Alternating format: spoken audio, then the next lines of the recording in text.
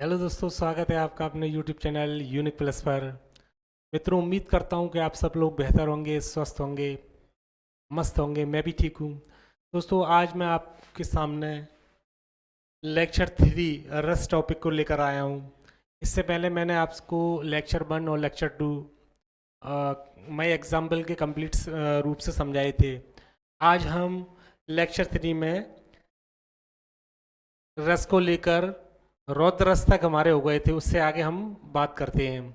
दोस्तों, ये practice set भी, ये लेक्चर 3 भी आपकी आगामी जितनी भी परीक्षाएं हैं उसके लिए काफ़ी लाभकारी सिद्ध होने वाला है। इसलिए आप लगातार हमारे चैनल से जुड़े रहें, चैनल को लाइक करें, कमेंट्स करें, सब्सक्राइब करें। इसी तरह से मैं आपके सामने प्रैक्टिस सेट और वीडियोस लाता रहूँगा। दोस्तों, आप लगातार मेहनत करें और मेहनत ही है जो आपको एक दिन उच्च शिखर तक पहुंचाएगी।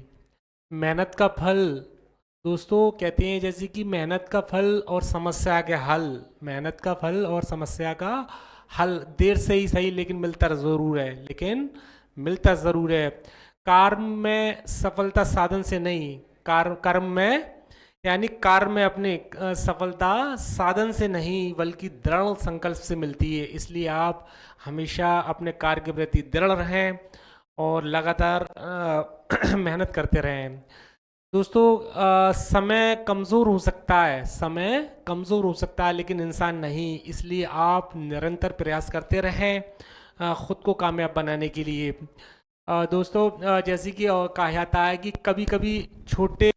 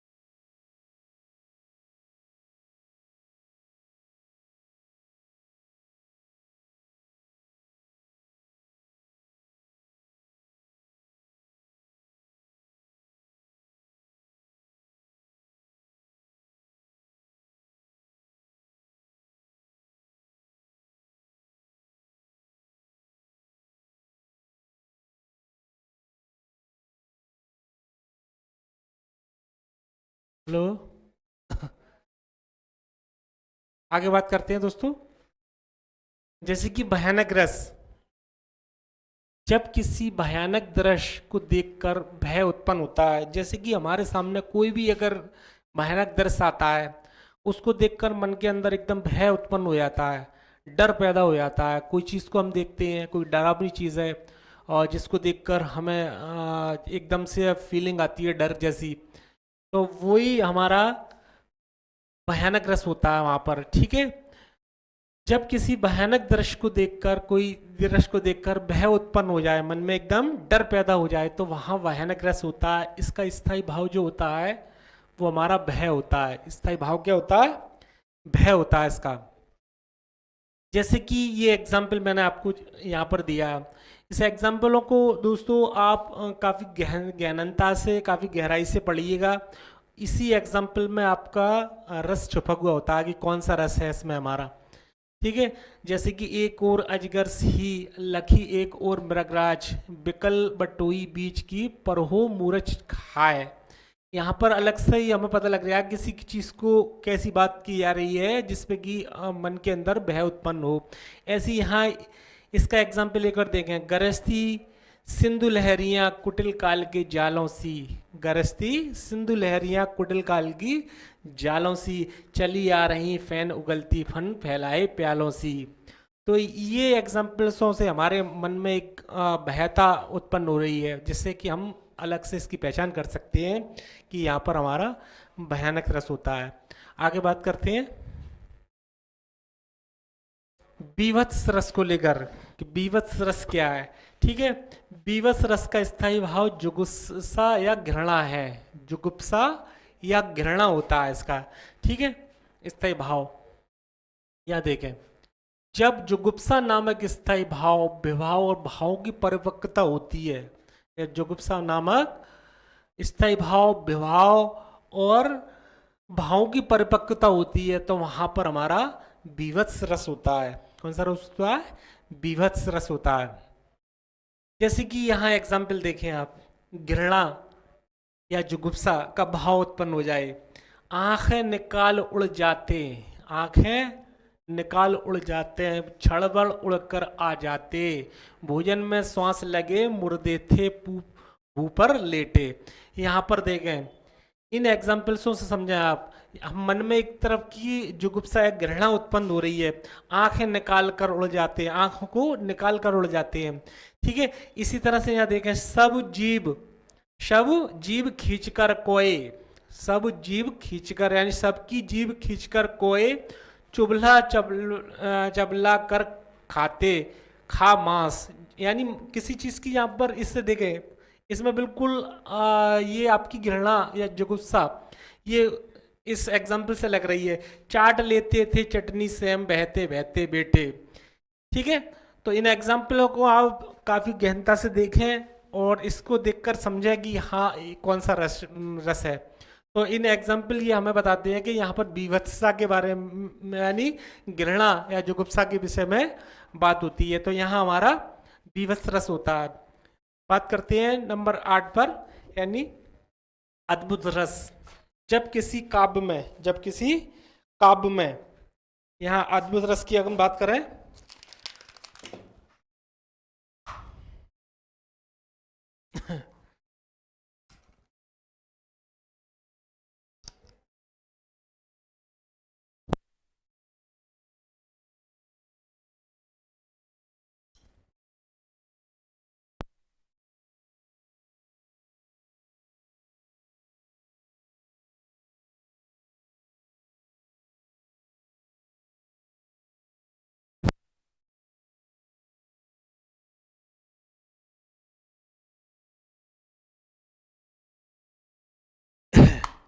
दोस्तों हम बात करते हैं अद्भुत रस को लेकर।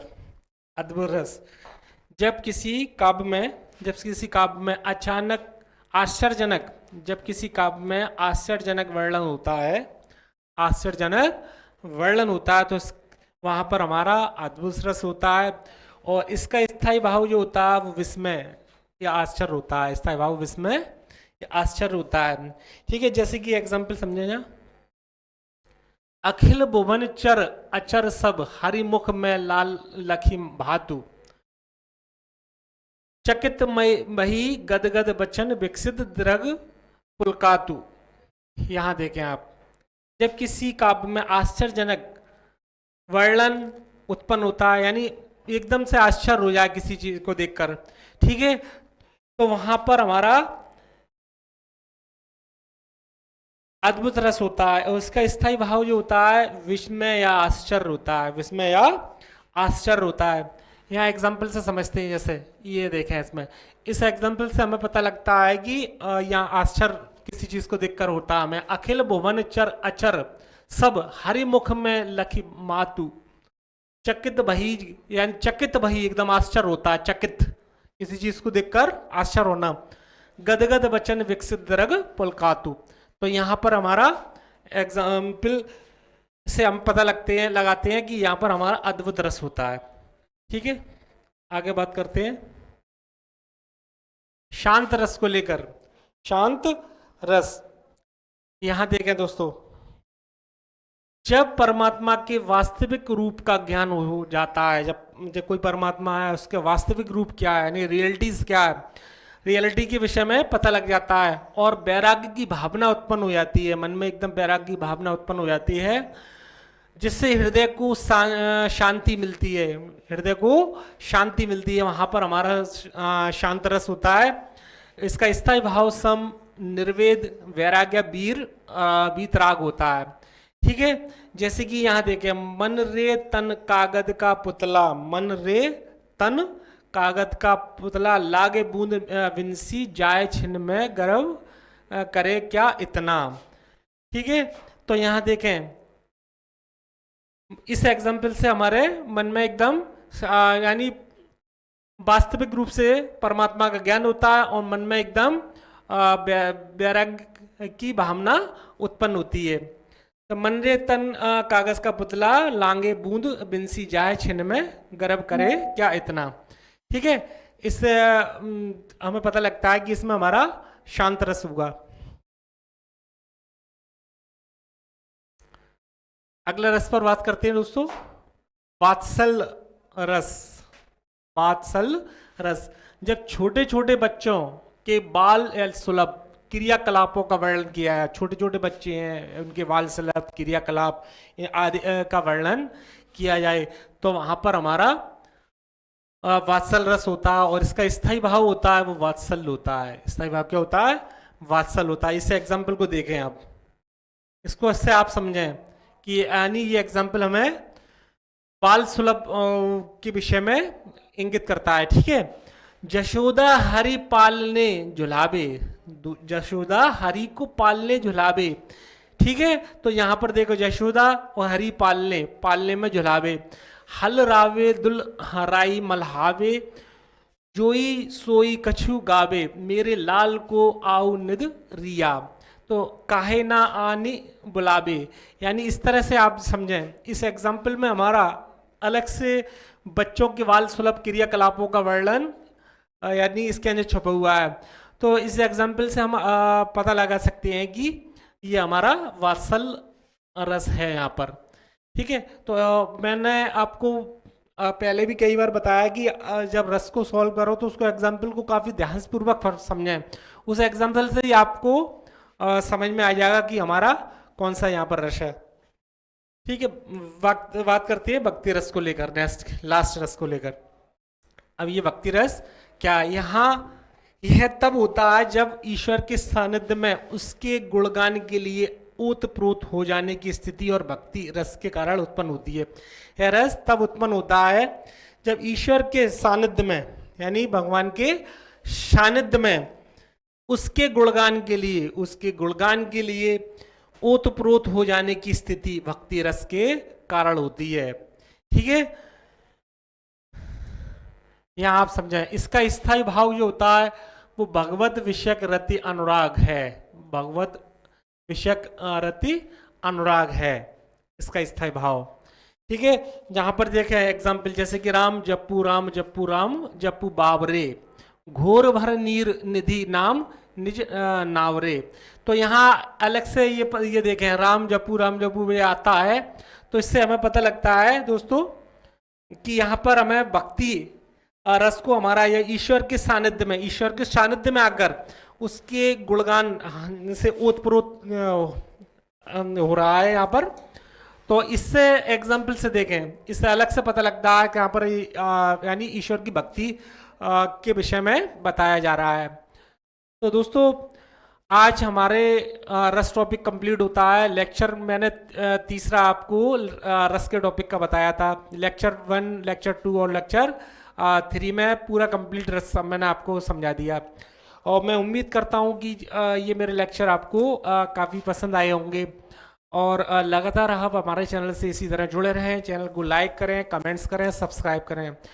चैनल को सब्सक्राइब और लाइक ज़रूर करें दोस्तों और कमेंट्स भी करें क्योंकि हम आपके लिए कितनी मेहनत करते हैं और डिटेल वाइज हम पूरा आपको समझाते हैं। तो आपका भी ये फ़र्ज़ बनता है कि आप लगातार हमारे चैनल इसको वीडियो को और लेक्चर को देखें और जिससे कि मैं आपके सामने और भी वीडियो और प्रैक्टिस सेट लाता रहूँ।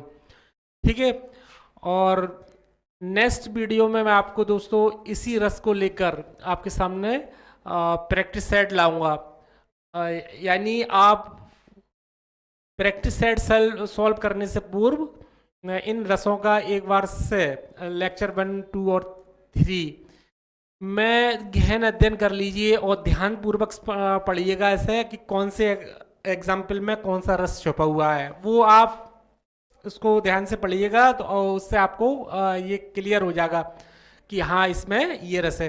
तो प्रैक्टिस सेट जब हम आपके सामने कराएंगे तो आपको प्रैक्टिस सेट में कोई दिक्कत का सामना नहीं करना पड़ेगा। और इसी तरह मैं आपके सामने लगातार वीडियो लाता रहूँगा। मिलता हूँ मैं आपको इसी रस टॉपिक के साथ नेक्स्ट वीडियो में प्रैक्टिस सेट 1 के साथ, ठीक है। जब तक के लिए जय हिंद, जय भारत।